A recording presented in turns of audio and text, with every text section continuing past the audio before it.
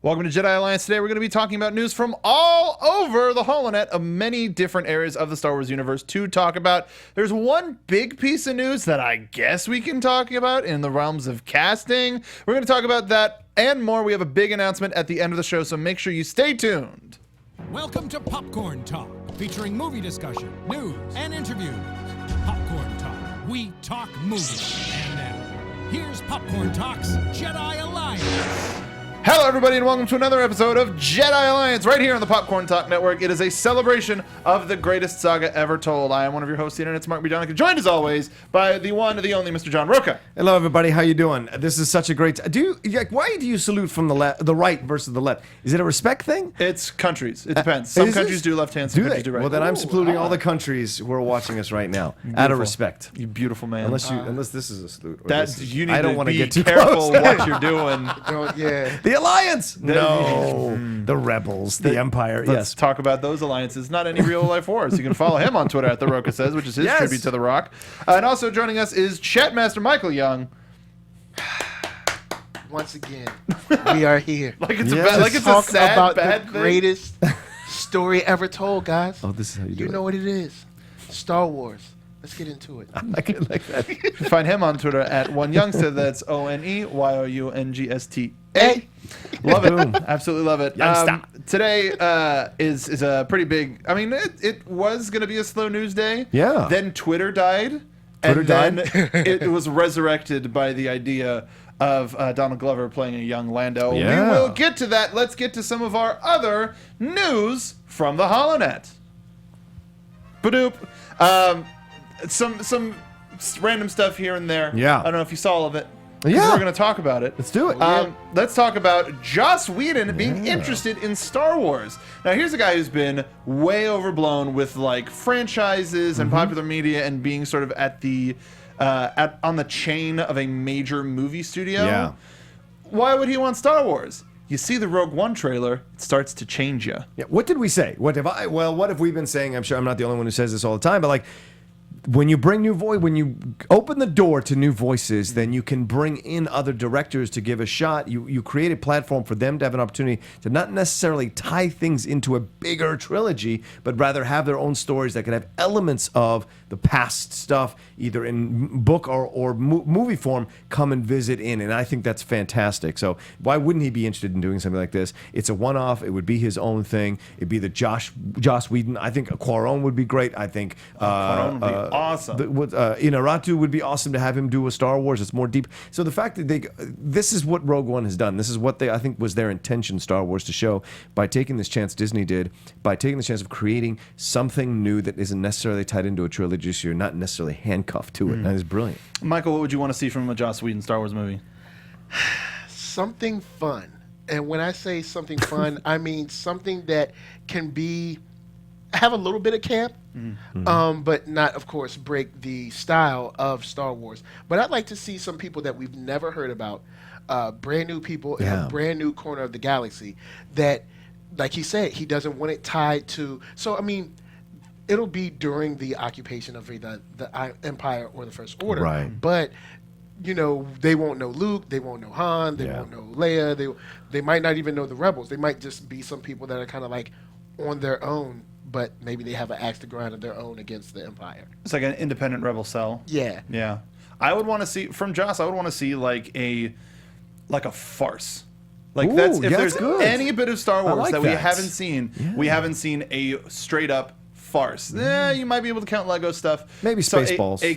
Like Spaceballs-esque. Right. But something where Star Wars kind of has become a joke onto itself. Yeah. And that would be, I think, the right amount of self-awareness where we can go, oh yeah, we are kind of locked into this never-ending cycle of let's just watch Star Wars movies. Why wouldn't a Star Wars comedy be possible? That's certainly why wouldn't it be possible? I mean, your life has to happen no matter what regime you're under. There is still a possibility of comedy. Or have them do a Star Wars version of Rosencrantz and Guildenstern are Dead. Perfect, yeah. Which I guess you could count Droid Tales as being that with C-3PO and R2-D2. Yeah, but I think something with some different characters that we may see in the background consistently. Yeah, maybe. Yeah. Well, that's a great choice, though. He's a fantastic guy to bring on. I think so.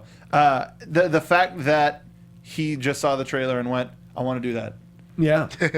They accomplished their goal. Yep. I would think. Nailed it. Yeah. Let's move on to our next story. For those of you who have not yet to play Battlefront, don't you worry. This winter, in November, the Battlefront Ultimate Edition is going to be hitting stores. It's going to be coming with all of the DLC, including the Rogue One Scarif, which will be coming out later this holiday. And then they also announced that the VR is going to be coming holiday as well. Yeah. So that means December-ish, January-ish. They're leaving it vague so that they can work out all the kinks. Would this get you back into Battlefront? Absolutely. I mean, it'll be $9,000 to buy it, and then the downloadable content will be another $10,000. But I'm that's the totally thing. The thing about the Ultimate Edition is it's everything in one. And Yeah. I've heard that the rumored price right now is $40. What? Yes, For everything in one? for everything Wow. in one. Wow. That's Well, that's then- the rumored price. At even the very more so. least, at the very most, it would be $60. Right. It would just go back up to full price. Even more so. That would make me want to do it absolutely. Because I'm not, listen, kids, I am not your age. So when I play that game, it is really hard for hand-eye coordination for a man like me. But the game is engrossing with the challenges that it has, and they do a really good job of fleshing out the characters, fleshing out the environments, and what can happen within them, and how playable it is a lot of fun. Yes, there's no story necessarily, but it's still a fun time in front of your computer, in front of your console. Have you played any Battlefront? No, I haven't played any Battlefront, but I have played a lot of VR stuff. Oh yeah. And this could be really cool. I still think VR is about 5 years off from where we really want it to be. But just the idea of just being in a ship is, man. Like I was wow. talking to my wife about I'm probably not going to be getting any games anytime soon. Yeah. But I'm probably going to be buying a VR set. And you're like, oh, come on. We can't really afford it. And I was like, I'm going to put it on a credit card. Like, that's even worse. But Star Wars VR is coming out and you can pilot an X-Wing and have a thing. She's like, well, why didn't you say that in the first place? Oh, you got a good wife then. Yeah. You've got a very good wife. If it's, hey, Lucky let's live man. Star Wars. Yeah, she's in. Sure. No problem. All about it. I'm beyond excited for it. Yeah, and this goes a long way to kind of like what they've been doing since the release of the first Battlefront, of this particular version of like smoothing over the PR disaster that it was initially because of the downloadable content and how much that was. There was just a lot of stuff about that. So this way, you just do it in at a good price, and everything is there. Then you kind of go, okay, we get it. We're going to learn our lesson and move forward from here. I think it's a smart move. I think it's a smart move too, and I hope that gets you into Battlefront as well because it's fun. Yeah. I've seen people It play is. it, and it just looks so real. Yeah. It's incredible. Like the graphics that are in that game. EA is really killing it. They've stepped it up. The one thing that I would say is it does for me anyway. It fell into a slump of I couldn't play it as often as I wanted to. So anytime I would come back, everybody else got better, but I stayed the same. Yeah. So it stopped being fun. Right. Which was really unfortunate. So I hope that the Ultimate Edition sort of brings back the crowd that we were hoping for. But yes, make sure to go to your local game store and pre-order for the bonus. I don't know if there's going to be bonuses or not. So let's move on. Next, this story was, I was originally going to do it, and then we got a request from a fan to do this story. We got an excerpt from Rogue One Catalyst. We were talking about a little while about how we would want to see young Jyn Erso and Galen Erso and how they got involved. And it seems like this is the backstory of the Erso family. Right. So this is coming out later this year, but we have a bit of an excerpt, John. Yeah.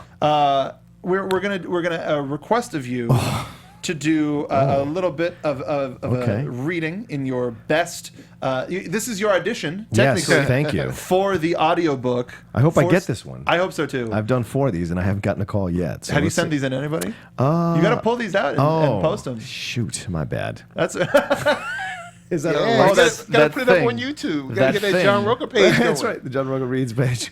All these people coming after copyright infringement. No, but I like this cover is fantastic though, and I don't care. You can bitch about it being about Death Star all you want. I don't care. I still love it. That icon. It's a very iconic image, and if you're going to go back to explore more areas about it and more things about it, I'm always a fan of that. If you do it well, I got no problems with it. I agree with you. So, ladies and gentlemen, I would like to present Reading with Roca. This is an excerpt from Rogue One Catalyst. John? The tall gate swung open, and suddenly Galen Urso was standing alongside the carriage, bracketed by 2 prison guards, looking much thinner than Lyra allowed herself to admit. The guards, however, made no effort to restrain him when he shuffled to her, embracing her and Jin for a long moment. "You look lovelier than ever," he said, stepping back to take them in. His eyes went to Jin. "Let me hold her." Lyra passed Jin to him. Carefully, he peeled away the swaddling that masked her face and smiled more broadly than Lyra had ever seen him smile. Jin stirred in his arms, and Lyra said, "She remembers you, Galen." "She's beautiful," he said, inspecting her face. "Her eyes have changed color." Lyra nodded. "They're sort of flecked." "Stardust," Galen said. "That's what's in her eyes." "Galen, what's happening?" Lyra risked asking. "Why have we been brought here? They're not going to... I haven't been told anything. They took me out of my cell before dawn." "The same with us. I'm worried." "Don't be." He showed her his grimy hands. "See? No restraints. And no one has brandished a Krennic grinned and no one has brandished a... Okay, that's weird. That we copied and pasted, and it Okay. should have... Let's just say. And no one has brandished a gun or something. Yeah. Krennic grinned and sauntered over to them. Reaching for Galen's hand, he said, "Dr. Urso, I'm so relieved to find you in good health." He turned to Lyra while he was still pumping Galen's hand. "Oh, and Mrs. Urso. And... Oh my, is this the child?" Lyra had her mouth open to respond, but nothing emerged. "May I have a peek?" She moved Jin forward and removed the wrappings that covered her face. "Precious. She looks just like you." Businesslike once more, Krennic returned to the boarding ramp. "Dr. Urso, if you and your wife would be so kind as to hurry aboard." "I hope that your journeys are fruitful," Chieftain Group called out as Galen and Lyra were climbing into the ship. Once inside, Krennic whirled Galen into an embrace. "How wonderful to see you after all this time." "Orson, I don't Not now," Krennic interrupted, stepping back but continuing to grip Galen's arms. "I'll explain everything in due course, but right now, there are more important matters to attend to." Ladies and gentlemen, that was John Rocha reading an excerpt from Rogue One. Thank you. Catalyst. What do we got? What do we got, folks in chat saying about that? Because we know it's a pretty active time. Don Herbert says he's got Don Draper timber. Oh, thank you. Lewis Cox says, "Oh my God, Roca's voice, man, it's very smooth." Can you sell me a Colt 45? Absolutely, Colt 45. Come on in here to Bespin. Wait, God, how'd you walk me into that? I did not. Damn it, Mark. I did not. Damn it. Y'all did that your damn self. Here in Cloud I City. did not. Now I want to see the Cloud City Colt 45. Colt 45 ad. That'd be great. So we find out in this that Krennic and Urso, the Urso family, go way back. Yeah. Whether this was creepy though. I was getting super creepy vibes from Krennic in this. Yeah, well, I think that's the intention because you get this feeling that they work together for something. Obviously, the Death Star is obviously the end goal for what it looks like. But what is going on between them is a friendship that it seems to have deeper roots than we anticipated. Mm-hmm. And the fact that he knows Jin from a child, like a baby, that's going to lead to something in Rogue One. Mm-hmm. Definitely, that's going to come to fruition in some way, in some form. I wonder how early she knew, or Krennic knew about Jin. Yeah. I'm curious to find out when the relationship started between him and Galen Urso. Yeah. It just makes it so much more interesting by the time Rogue One comes around. Yeah, and I feel something happens with Lyra. Clearly, it might happen in the book that gives you a background to walking into the movie. The old Disney trope. Yes, Let's kill one of the parents before we get to it. What did you think about the excerpt, Michael? I thought it was a nice peek. I didn't think it was super spoiler because a lot of people were saying don't read it as a spoiler. So of course when you say Michael don't read it as a spoiler, I have to read it. So I read it and I was like, oh well, it's not really a spoiler. It kind of just sets up kind of like the relationships, the how people know each other, stuff like that, and kind of like their attitudes towards each other. So I didn't think it was too bad, and I enjoyed it. I like getting the character side of a lot of our players inside of the galaxy. Yeah. And kind of seeing that it's more than just, punching each other and, flying ships. Even though flying ships... They're bad guys who meet at a time, and no, they don't like each other. Star Wars. If you want to hear more of that excerpt, make sure to go to usatoday.com. That's who posted the excerpt. Make sure to take a look at that. Yeah. Our next story is something really quick. If you are a toy collector, if you're like our good friend Mike Black, and you enjoy toys, just announced HasCon, a Hasbro convention, which is one of the main manufacturers of Star Wars toys, is going to be happening next year in 2017. That is September 8th through the 10th in Rhode Island. Hey-o. So if you're a major toy collector, there are going to be massive exclusives at this. It's just a toy convention. Yeah. That's madness. Super excited for it. Everybody who's in, we know you're into My Little Pony. We know you're into Transformers. We know you're into Star Wars. Go have yourself a good time. Get yourself a Rainbow Sparkle. Yeah. And I don't know if that's a Transformer or a My Little Pony. It's a My Little Pony. But Go ahead and pick one up. Make sure, have a good time. And let's move on to our last story. I wonder if they'll have any Springload stuff. As the voice of Springload on Transformers Robots in Disguise, I would like to see some Springload stuff. The fact that you didn't even reference that breaks my heart like crazy. Well, you know, I opened up the opportunity for you to go to say that. And you just let me spew Rainbow Sparkle. How dare you? Yeah, sir? How dare I know? Is that Kanja Club up there above the H? No. That's something from Warcraft or Warhammer 40K. I thought it was Mark Ellis. That's what I did. I did for just a second. I'm like, Is that Baby Carrots up there? Come on now. Good for him. He beat me once. That's enough. We have no idea what you're talking about. Yeah, right. Spoilers for From last week. The Schmoden. Yeah, the Schmoden. The Schmoden. Yes. Yeah. Let's get to it. The Schmoes and the Schmoden. We've done enough small talk. Let's get to the main thing. Yeah. Donald Glover confirmed as young Lando Calrissian in the Han Solo film. Right. You Say know. that too fast. Han Solo Solo. Yeah. Han Solo Solo. So we've got Childish Gamblando coming in. That was a bad one. Coming in hot. It's a really bad one. We've kind of been talking about this for a month. Yeah. Like, we've been talking about this for a while. Right. So there it is. Finally getting it confirmed. How do we feel? Well, I initially wasn't the biggest fan of this idea because I don't know that he can play smooth like Lando is smooth. But there are reviews of Atlanta, the show that's on FX, where he is supposedly really killing it. And I can't say who I know that did something with him during this process. Okay. But they said he killed it in the process. Yeah. So for me, the rumors of what I'm hearing from the people that I know, the sources I have, are that he is fantastic as Lando. That you'll be blown away about the Lando he creates. And so now I'm on the train. I bought a ticket in first class, and I'm on the train to go see what he does with it. So you're going to watch the movie on a train? Yes. That's a lot. That's a big investment. Yes. So you have to get the rights, and then you have to put it on the train. That's a lot, but good for you. I really appreciate your dedication to that. Do you? Seeing how far I went. Yes, how far I would absolutely. Go. I was waiting for a Hogwarts Express reference, but you didn't get there. No, I didn't. You roast. We should go on to Reddit's misconnections, because that seems to be all of the jokes today are just like, I saw a man with a Target shirt. He was on a train. Yes. He was on a magical train, and there were theaters everywhere.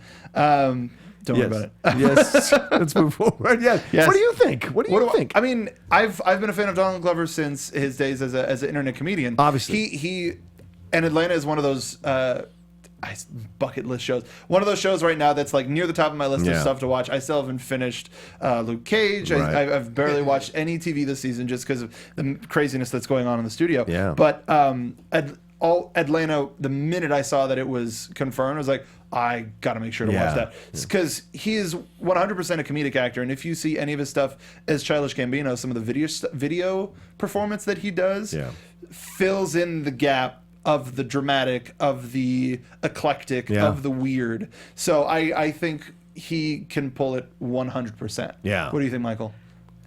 Donald Glover is very diverse, and he's got like a vast talent. So his stand-up is cool, his music is cool, his show is cool. He's been proven as a writer and an actor. I think they found a guy who can kind of like hit all corners of the characteristics of Lando to be able to knock this out. Well, you just said it yourself. Everything that he does is cool, and that's Lando. Yeah. Lando is the coolest. Yes. So I think they hit the nail on the head, and we've talked about it so much that how much of a role do you think he's going to have in the movie? I think it'll be a significant role. I don't think it'll be like a co-lead, but I think it'll be a significant role because Lando is always best in doses. He's not always best as a lead in the films or lead, and Lando is best because of that. That's what makes him such a fantastic character. Is you only get to spend a certain amount of time with him, and he leaves you wanting more. And the number one rule of entertainment is to always leave him wanting more. And I think with Lando, that character like that, it's smart to use him in concentrated doses. You just have a blast with him, and then you can. Then when he shows up again, you're happy again. Like you spike, so it's a good thing. Do you think this might be how Han gets the Falcon? Yes, absolutely. I think they'll have. I think this could match even in he the could even game. just be at the top. Yeah. Be at the top. And it's the setup like a Casino Royale where Right. you come in on a card game and you have to bolt Yeah. before anybody catches you, and that's how Han gets the Millennium Falcon. with his eye bleeding. yeah, totally. 100%. No, I think it's good to use it that way, but because if you're gonna have Sana Solo in here, you're gonna have all this stuff that's going on. You're gonna need to have a good counterpart for Han.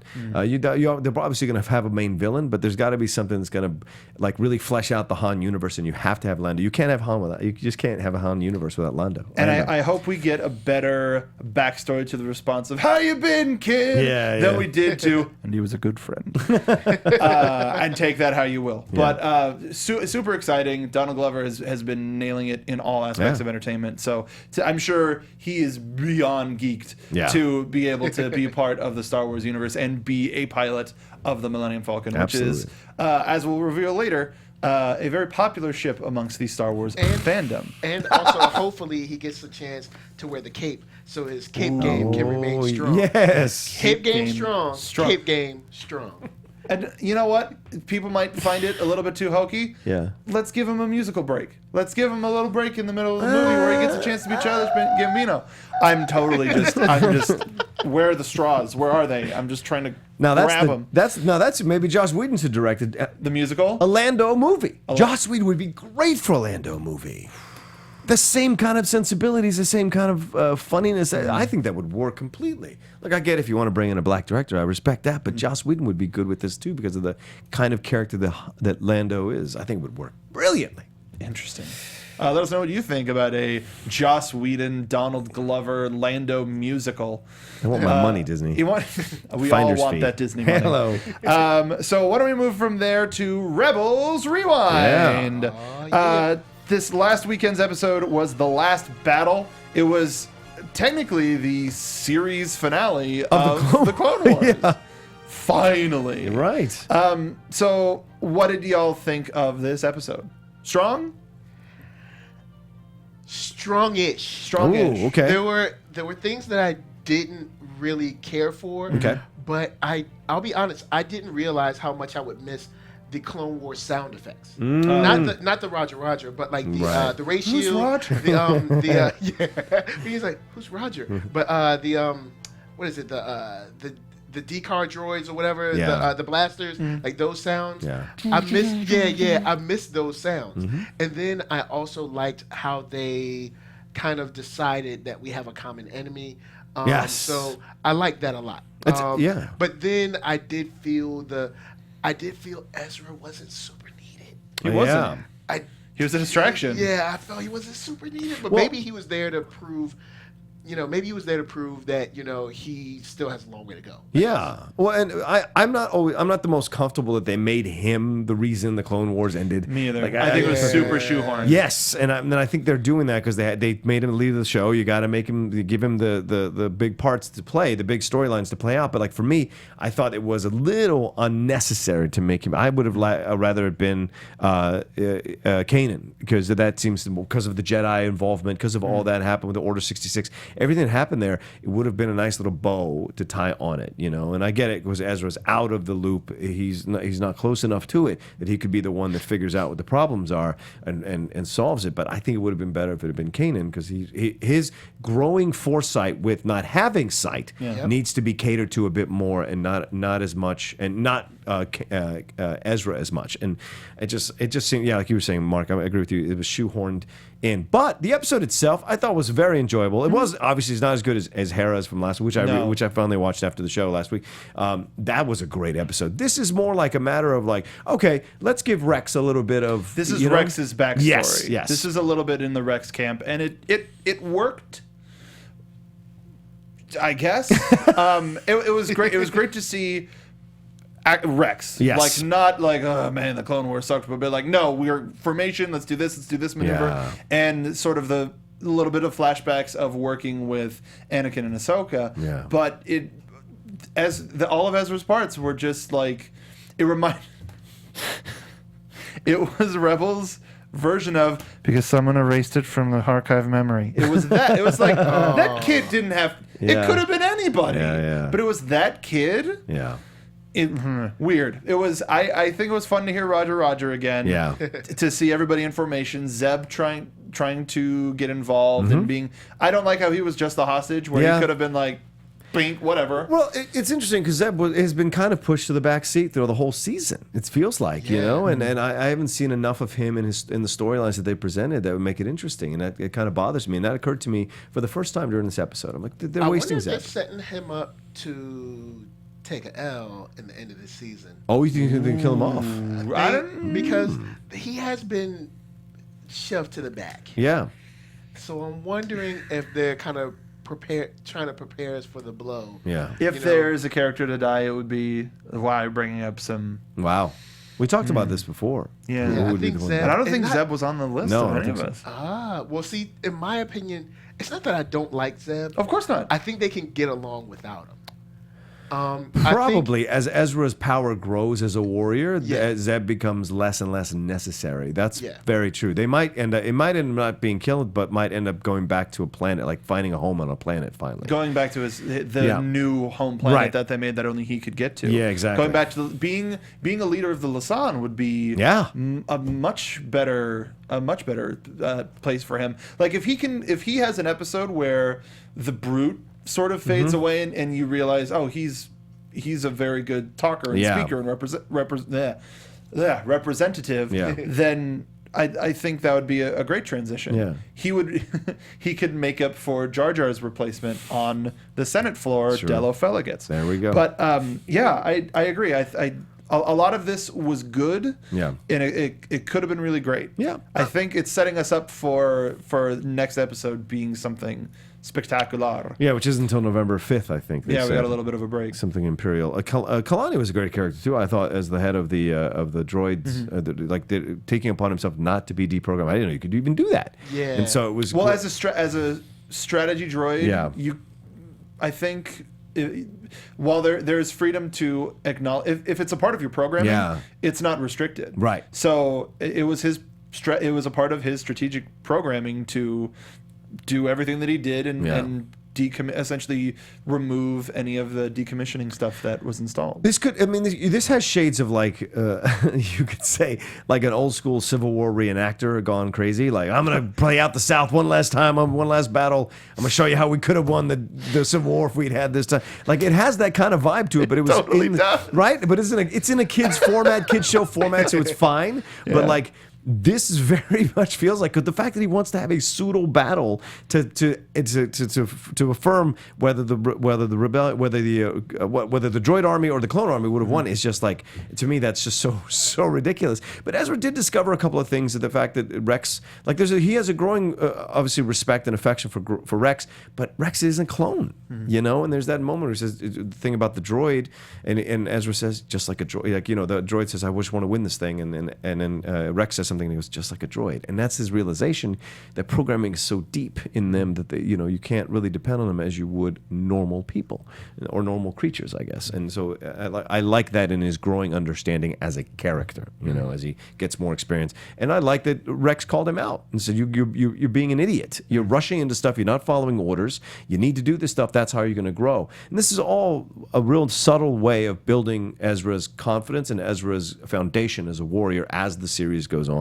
In either a positive or a negative light. Right, exactly. It's just experience. Whichever, exactly. Experience. He doesn't have battle experience. He has extraction experience. He has some mission experience. Yeah. But he doesn't have war experience. Exactly. Which is what having the PTSD moment with Rex, Oh, like, where am man. I? And everybody, nope, Kanan. That was great. Sorry. Yeah. I thought it was back. But it was fun. Not to say that it was a bad episode. No. It was fun, and it's good Rebels time. But we keep going back to Zeb and Callus. It's hard to come back up from that, or any of the stuff with Maul or Heroes last week. When you have Thrawn, it's important to have the droids. It's important to go and put that button in the Clone Wars a little bit, but I don't know. I think in some way they closed the book on it. They were like, okay, it's done.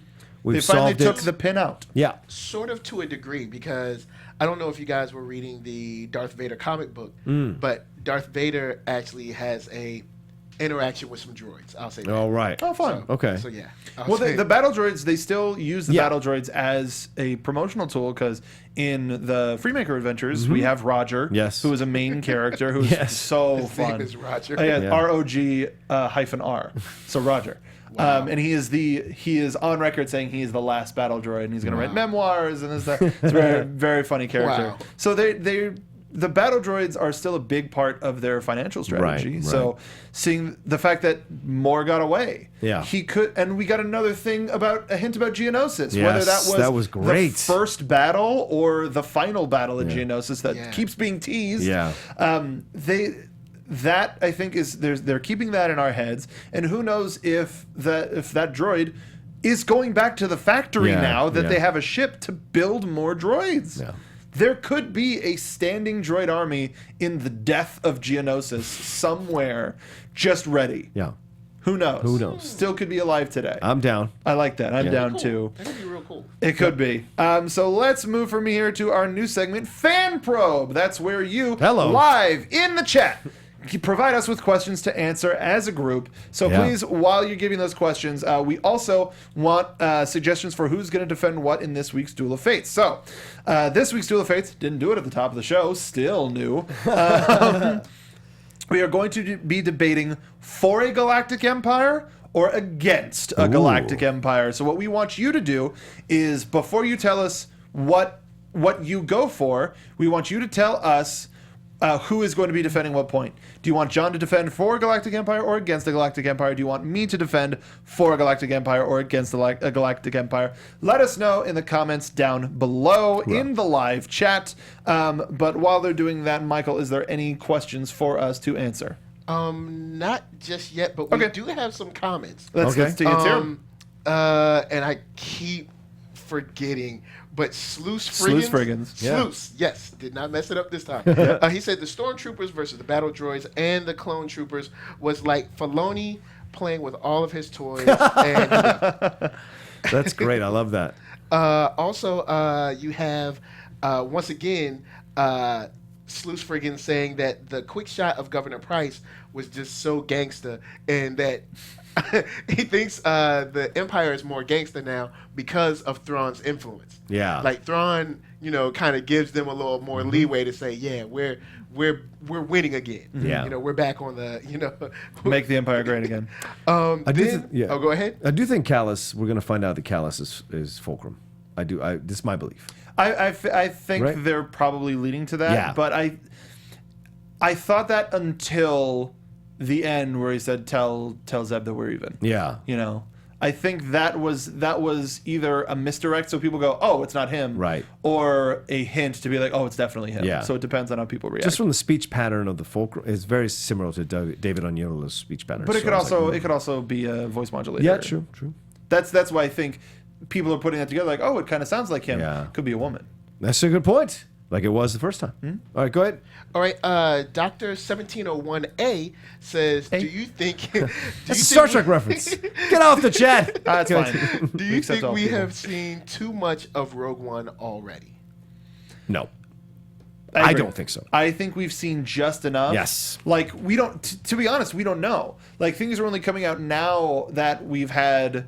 episode 7 in public lexicon for so long that people go, oh, they showed us Act 3, they showed us this, they showed us that. But we had no idea because we don't have the framing yet. Yeah. So now I think with Catalyst and the toys, they're keeping our focus here. But I don't think we've seen nearly as many of the confrontations or any of the big battles. Like we're seeing bits of big battles, but I don't think we don't have the heart there yet because we're not with those people. And it's always your choice of how much you want to see, right? It's your choice. Is there enough out there for you to have a good understanding of what might be happening in the film? Great, yeah, there is, but it's your choice to see it all. It's your choice to collect the comics or collect the figures or whatever. So for me, I've seen what I need to see. I'm good. Like I don't need to see any TV spots. I will change the channel if there's a TV spot. I will not absolutely. Yeah, exactly. I'm not going to watch any of them. I'm just going to watch. There's going to be about 12 of them. Yeah, that's right. So for me, I'm at that point. Like I'm good. I'm ready to go. Like don't need the TV between, spots. I would love to read Catalyst. Yes. But between finishing Life Debt Yeah. and the Ahsoka book,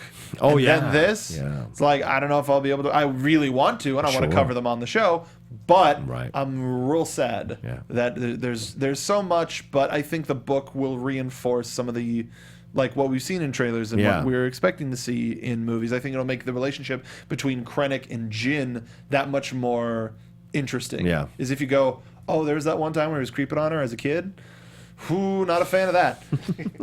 Do you have any other questions? How much more time do we have? Because we have 3 that I really like to get to. Okay. Let's do one Let's more do question. All right. Since I don't think we covered this, Don Herbert says, "What do you think of the Kyber Crystal news? Apologies if we've already covered it." No, I don't think we did. Not as familiar. No. All right. Well, there was somebody brought in some scientific kind of like reasoning to the Kyber crystals, and that when someone from the dark side gets a crystal, they can't find the Kyber crystal on their own. They have to steal it.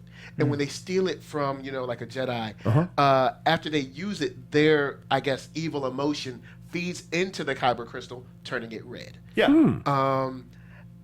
That's something that has been sort of kind of like made canon now, I guess you could say. Oh, they Okay. finally agreed with it? Yeah. Okay. So, Okay. what do you guys think about it? I didn't think it was necessary. Yeah. I don't think it was necessary to be cleared up. Yeah, I didn't think it was necessary at all. It could just be like, hey, they use red because red is like blood or something. I don't know. Right, They just use right. red because it's bad. All Well, right? Don't red ask- the fact that they steal it and it sort of poisons the purity of the crystal. Yeah. That makes sense, but yeah. I don't think the Star Wars universe was clamoring for this to be resolved. No, I think Yeah. everybody was like, yeah. Yeah. I mean, like how we're reacting. Yep. Yeah.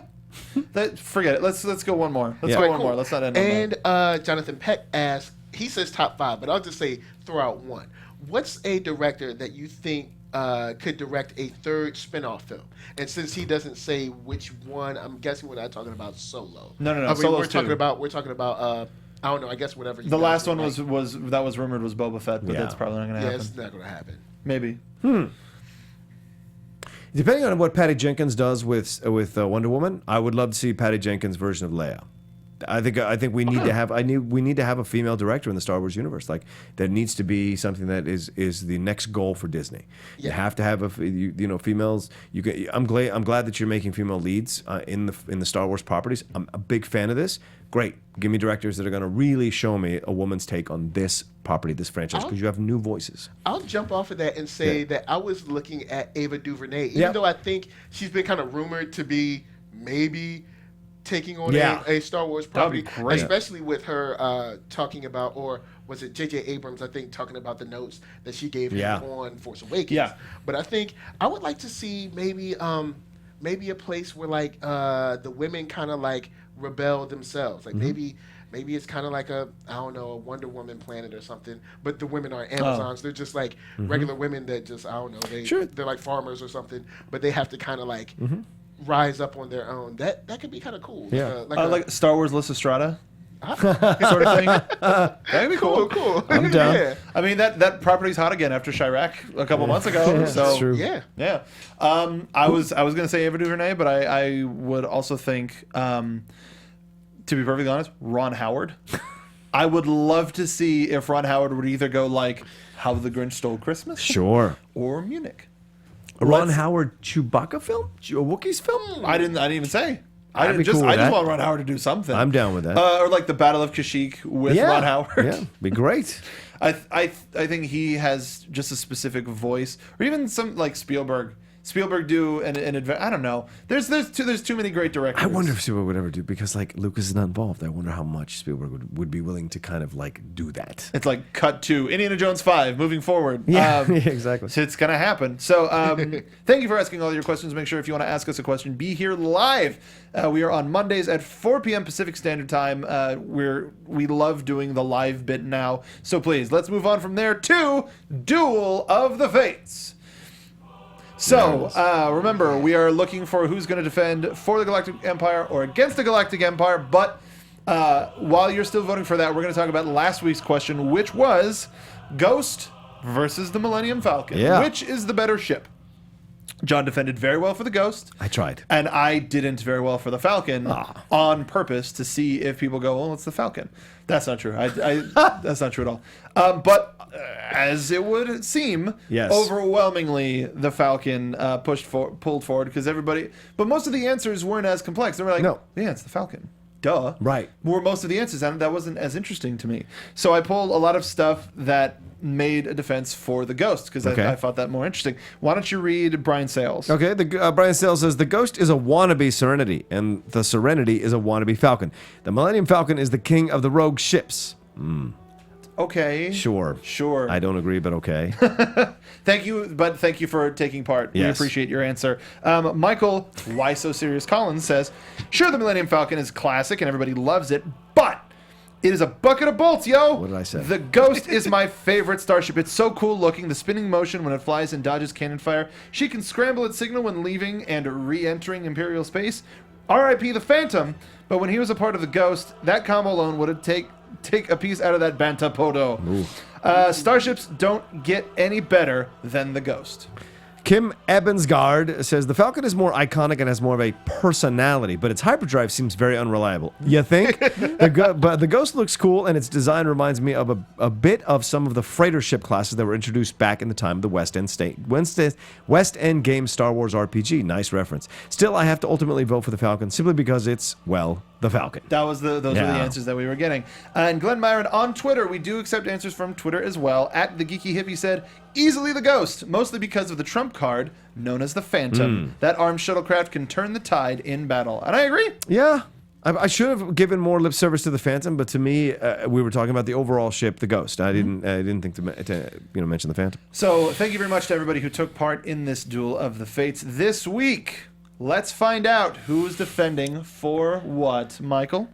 It is overwhelmingly Roca is fighting for the Galactic Empire. It is so overwhelming. Nobody even said anything. Wow. They weren't like, oh, maybe. Really? Yeah. Okay. They're saying that you're on the dark side. Oh, that's true. So. The outlaw is on the dark side. All right. All right. Here we John go. Rocha, you are Yes. going to be defecting to the Empire. Yes, essentially. absolutely. You're going to be defending for a Galactic Empire. We've got 90 seconds on the clock. Your time starts right now. I mean, let's talk about it. Here we go. Let's talk about it. Oh, no, you got to start it. He hasn't started. Okay. It's okay. Just hit enter. Just your time. Hit enter. Your time. We're having a bit of a technical difficulty. That's okay. Interesting. Do you want me to time you guys? No. Yes. All right, here, let's see. You can't hit enter?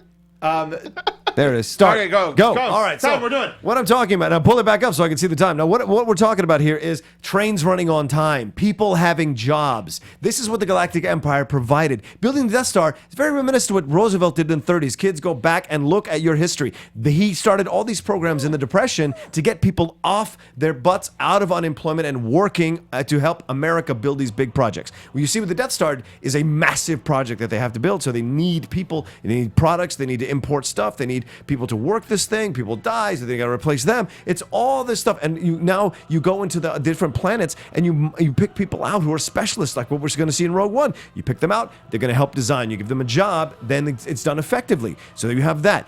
You have Darth Vader, who is an equal opportunity employer. He doesn't care what species you are. Are you a good bounty hunter? Then you are going to be employed by Darth Vader. He is not. They are not against the aliens. This is a rumor about the Galactic Empire. They're very powerful. They need to be funded funded all the time. I mean, they need to be in charge of things all the time, because just like what Disney's doing with the property now, you need one voice to keep everybody in line so that you can get to the ultimate goal. And we see that happening with the Galactic Empire, so I'm such a fan of what they do. Being from a military background myself, having served 8 years, I understand why they need things to happen the way they do, because you have all these places all over the place running around, you can't get it done. Galactic Empire and technology. The technology jumped leaps and bounds while the Empire was in charge. They were still riding camels until the Empire showed up. That's my 2 cents. John Rocha's time. Very good. Very good. I like what I understand what they were doing. That was a good course correct. That was a good course correct. Yes. All right, so I am going to be defending against a Galactic Empire, and my time will start right now. Ladies and gentlemen, we've seen it play out in 7 movies at this point. A strong central government is a little terrifying. With having one unique voice means very few people can go in with it. I'm totally brain farting right now. You talked about, John, how people were. There were a lot of public programs. One of those public programs was a draft, sending innocent people who may or may not have been in support of the war into fight and into die and not be trained well enough, because we see how often shots may miss from stormtroopers.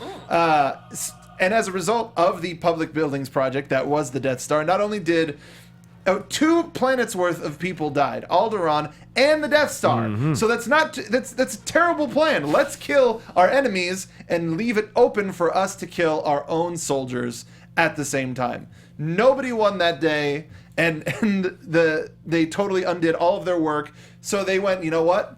Let's do it again. Let's spend more public money and make it as barely functional as possible, and start operating it while it can still be invaded upon. The only thing that the Galactic Empire did was kill, and kill. Very little was done for the public good. What? That's my time, and I'm going to run with that terrible defense. I want a counter argument. Anyway, all right, that's a very good defense. I appreciate it wasn't, but Yeah. I have 3 movies on my side. We really do.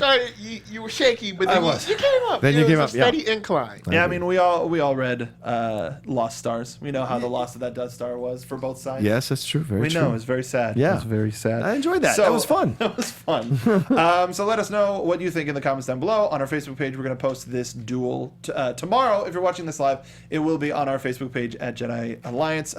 We have reached the end of the show. Already. But what this means is we talked about it at the top of the show that we do have an announcement. Yes. John Rocha, the floor is yours. Yes, I am announcing that sadly I will be leaving the show after next week's show. It's been a blast being on Jedi Alliance, and I've had a good time with Mark. Just taking over from Joseph, you guys taking over from Ken and Maud. It's been a fun time, but unfortunately there are other things and other projects that are coming up for me that are kind of taking me away, and I'm not able to give the show the dedication, the time, and the love and effort that it so richly deserves. And I feel terrible every week that I am not able to come and step up as much as I would like. I'm a guy who very much prides himself on the work ethic he has and on the stuff he brings to any show that he's on. And the fact that I can't 100% always get there, recently I'm seeing very clearly it's not possible with the time constraints of my schedule, of the shows I'm hosting, of the full-time job I have now, and all these other opportunities that might be coming up for me down the pike. Mm-hmm. So unfortunately, sadly, I'm leaving the show. But I want to tell you guys, all of you, thank you so much for all the responses, all the comments, everything you guys have sent me. I've had a great time being on the show, and I'm sad to leave it. I really am, because I enjoy talking Star Wars every week, especially with Mark. And Mark, obviously, been fantastic being on the show with you. I love you, John. Thank you, man. Feelings mutual. And Michael, you've been a great addition to the show. I've enjoyed it for the last couple of weeks, the last 3 weeks. But you just need to know that the only reason I'm going is because I just feel like I can't give it the time and dedication it deserves, and I don't want to let you guys down, let Mark down, let Michael down as a new addition to the show. I just don't. The show deserves better, and at this point, I know that I can't give it what it needs. And that's you leaving as a host, Yes. as a contributor. Yes. We, at any time when you are available, if you have the time, we would love to have you back on as a guest contributor, please. Mark, you know I've always loved coming on as guest, so I would absolutely love to do it. Yeah, thank you so much. So there's going to be more on this as it happens. So please make sure to follow us on all of our social media platforms, especially John for all of his projects that are coming up. But we will be updating the show as need be. So please stay tuned to all of our social media accounts. That's it for this episode of Jedi Alliance 108. Michael, where can the folks find you on Twitter, and what are you working on? Well, right now you can find me on Twitter and Instagram at ONEYOUNGSTA. That's One Youngster. And you can find me on my website at thatnerdsoul.com. This week you can find me here at AfterBuzz TV, checking out Blind Spot on Thursday night, and an after show for The Strain, which is the season finale, guys, of The Strain on Sunday night. Go there and get scored out. Boom. John, where can folks keep up with you? You guys can always find me at the Roca Says, ROCHASAYS. I can't talk about the top 10 anymore because we're on hiatus, and which essentially means I don't know what form we're going to be coming back. So sadly, that's done, and of course I'll be leaving the show in a couple of weeks. But you can listen to me on the Cinephiles, the podcast that I have there on iTunes, and you can watch me tomorrow with Matt Nost and Team Top 10 take on Mark Ellis and Kristian Harloff on the Ultimate Schmoedown for their tag team titles. That'll be tomorrow, I think 2 p.m. Pacific Standard Time. It'll drop on the Collider Network. Oh, yeah. And if you missed me taking on Ellis, Baby Carrots, that happened last week. That is on there on YouTube as well. You can watch it there.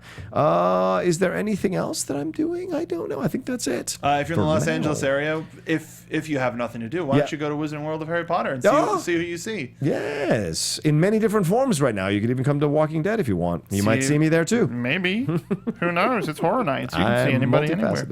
And you can find me on Twitter at Mark B. Donica. A whole bunch of stuff happening at this network, at our sister network, AfterBuzz TV. Just stay tuned. We got some great stuff coming, and this show will continue, and we will always find a way. Life absolutely finds a this way. is too good of a show not to continue. So it's fantastic. And I will say, we got an amazing compliment over the weekend. Kristian Harloff was pushing us as one of the positive Star Wars podcasts on the internet. Yeah. Us as well as Force Center with Joseph Scrimshaw and Ken Knapsack. So thanks to Kristian as well. He's always been a supporter of the show from back in the Schmoes Know days. But for this episode, thank you for watching and or listening to Jedi Alliance. You can visit popcorntalknetwork.com to find a nice list of all the past episodes of Jedi Alliance and links to both YouTube and iTunes. Please also follow us on Twitter at Jedi_Alliance and Facebook at Jedi Alliance for all of the us-related news. This has been Jedi Alliance on the Popcorn Talk Network. We talk movies. Thank you for listening, because many Bothans died to bring us this information.